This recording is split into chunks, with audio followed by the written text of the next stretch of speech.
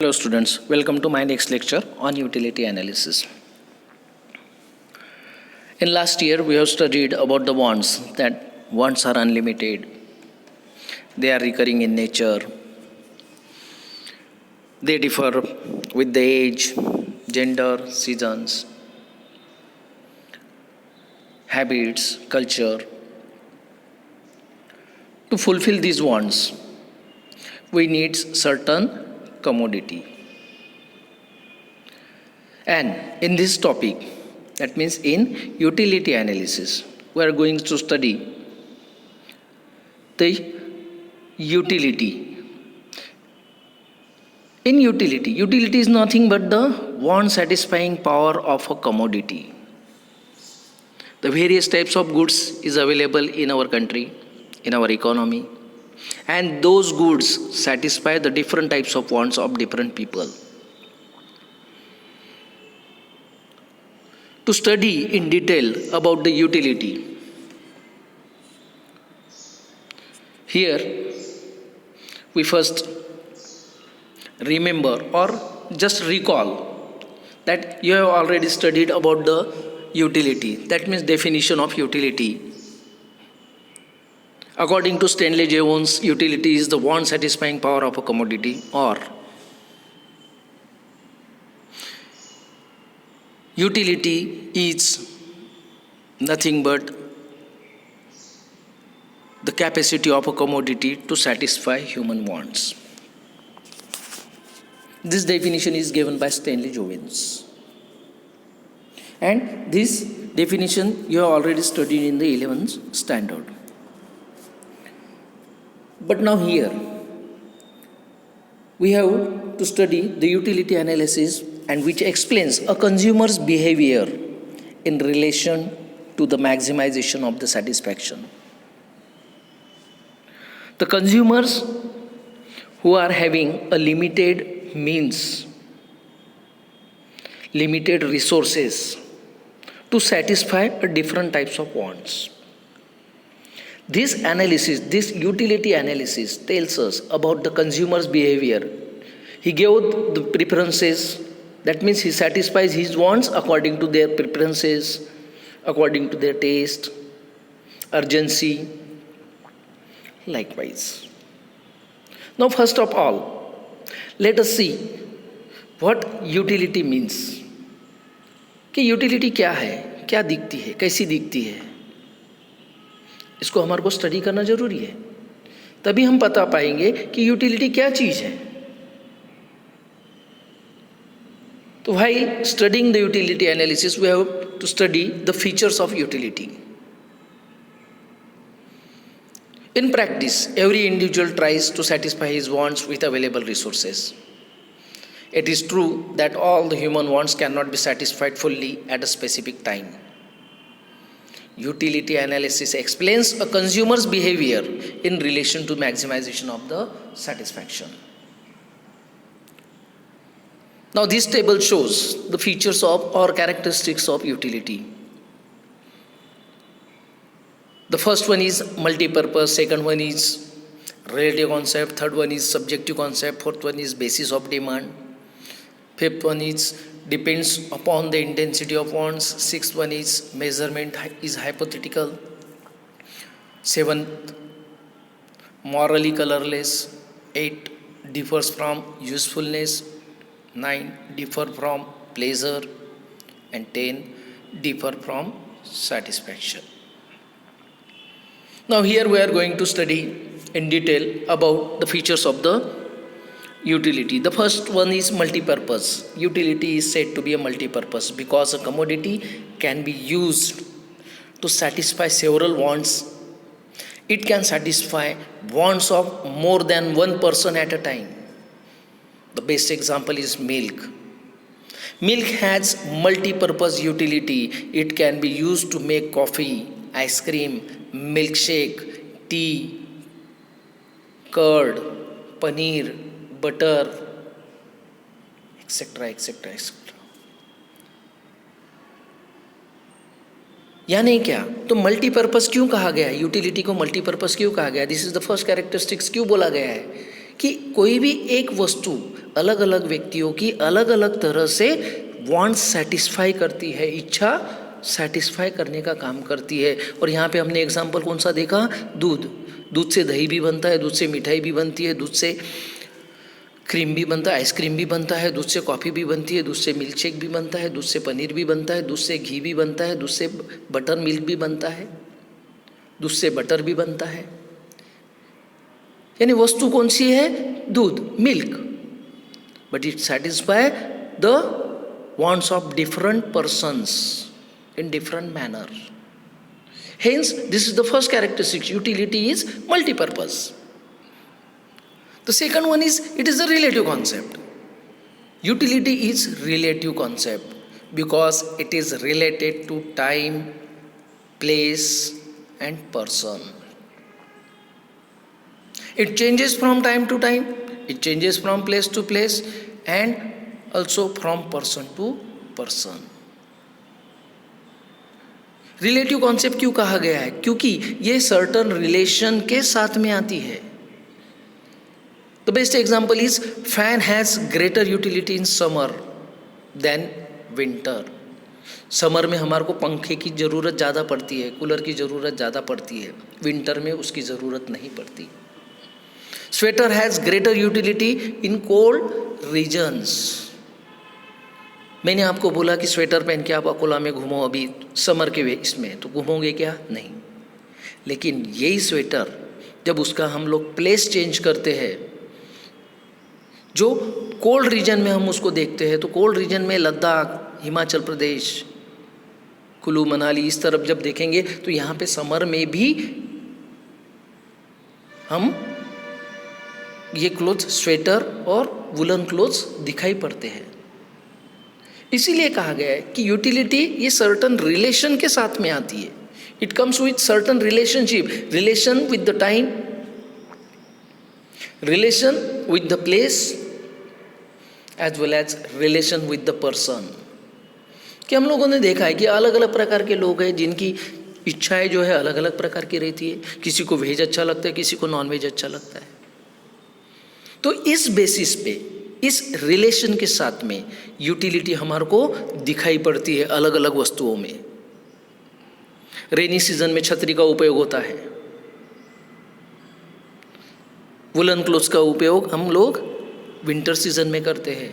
लेकिन यही woollen clothes अगर ठंडे जगह पे गए हम, हिमाचल प्रदेश और उस तरफ, तो वहाँ पे तुम्हारे को 12 महीने उस वुलन क्लोथ्स का यूज होता हुआ दिखाई पड़ेगा। इसीलिए कहा गया है utility is relative. It is a relative concept. This is the second feature of utility. The third one is utility is a subjective concept. Utility is subjective term. It varies from person to person. It is a psychological concept. This is psychological concept. कोई देख सकता है कि utility को? नहीं दिखाई पड़ती। ये एक साइकोलॉजिकल कॉन्सेप्ट है। वो पर्सन बताएगा कि मुझे इस वस्तु की ज़रूरत है, तब हमें समझ में आएगा कि ये वस्तु इस व्यक्ति की कुछ इच्छा पूरी करने की काम कर रही है। इसीलिए कहा गया है कि utility is subjective term. It varies from person to person. It differs on the basis of taste. किसी को वेज अच्छा लग रहा है, किसी को नॉन वेज अच्छा लग रहा है, किसी को स्वीट अच्छा लगता है, किसी को सोर अच्छा लगता है. Preferences, habits, likes, dislikes, professions, situation etcetera. Profession के हिसाब से स्टेटोस्कोप का काम कौन करेगा? डॉक्टर का उसको उपयोग होता है. चौक का उपयोग कौन करेगा? टीचर करता है. यानी प्रोफेशन के हिसाब से किसी वस्तु से मिलने वाली उपयोगिता हमारे को अलग अलग दिखाई पड़ती है. Fish has utility for non vegetarian person. That means the utility is a subjective concept. It differs from person to person and differs on the basis of the taste, preference, likes, dislikes, profession, etc., etc. This is the another characteristics of utility. The next one is basis of demand. Utility is basis of demand. This is the another characteristics of utility. A person will demand only those commodities which give him utility. No utility means no demand. So utility is the basis of demand. अगर कोई वस्तु किसी भी प्रकार की इच्छा या want पूरी करने की काम नहीं कर सकता है तो वो व्यक्ति उस वस्तु को कभी भी डिमांड नहीं करेगा, कभी भी वो उस वस्तु को मांगेगा नहीं। जो वस्तु से उसको सेटिस्फैक्शन मिल रहा है, जिस वस्तु के उपयोग से उसको सेटिस्फैक्शन मिल रहा है, वो उस वस्तु को ही परचेस करेगा। The example is student. A student demands a book because he has utility. एक विद्यार्थी को किताब की जरूरत है और वो उसकी वांट सेटिस्फाई कर रहा है। Thus utility creates a demand for a product. इसीलिए कहा गया है कि utility is a basis of demand. A person will demand a commodity only if it gives utility to him. A sick person has utility in medicine, hence he demands the medicine. कोई भी स्वस्थ व्यक्ति दवाई खाएगा क्या? नहीं खाएगा। दवाई की जरूरत किसको है? जो सीख है।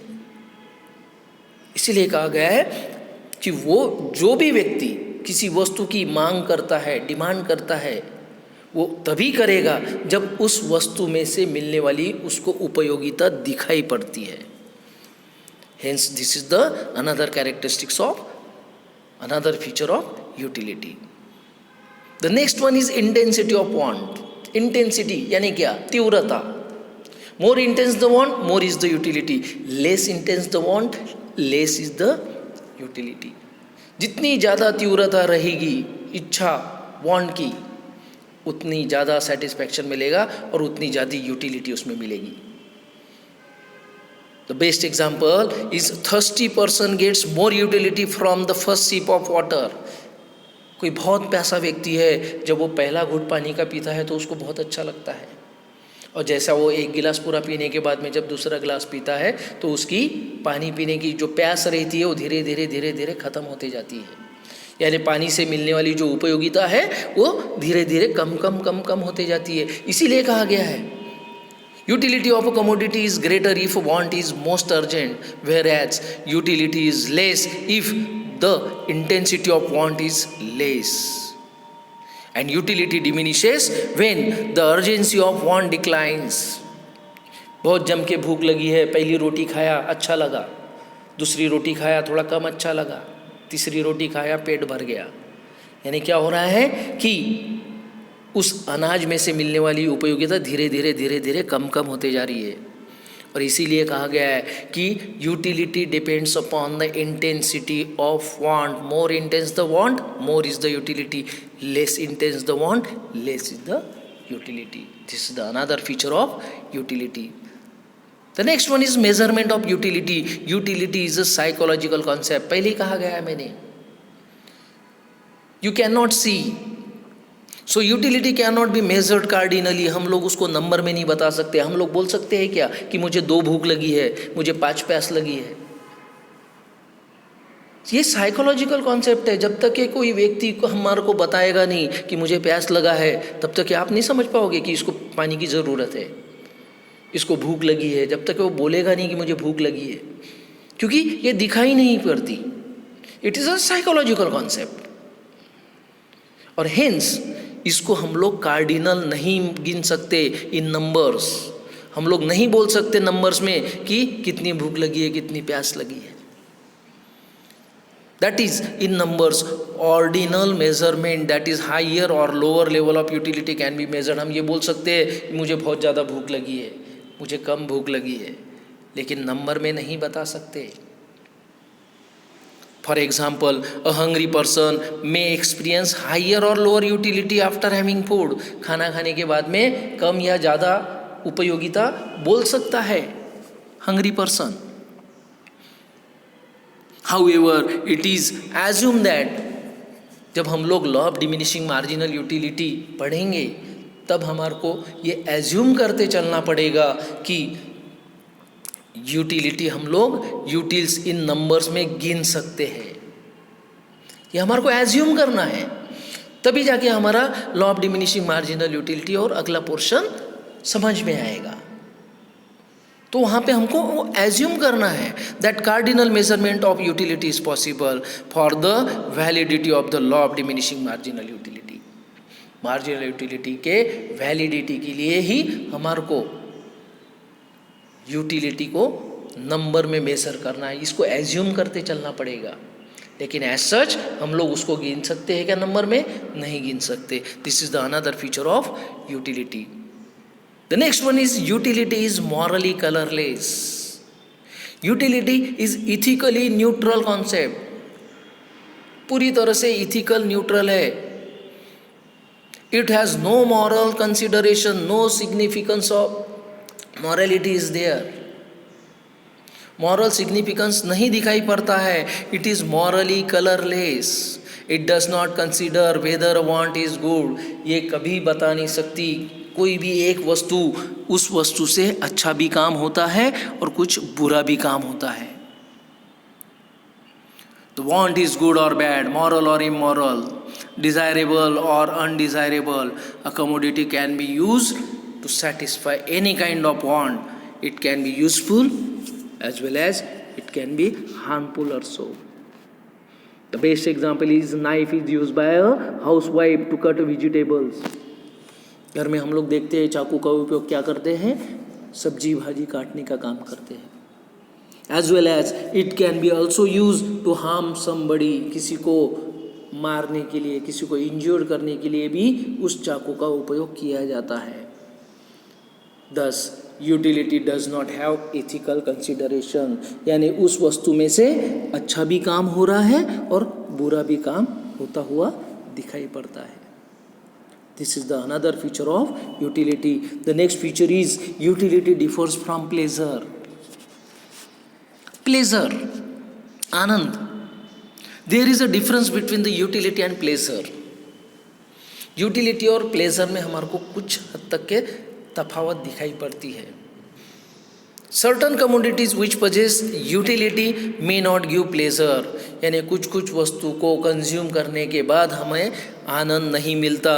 The best example is a course of injections और medicine given to a patient has utility because it cures him. However it may not give pleasure और happiness as it is a painful experience.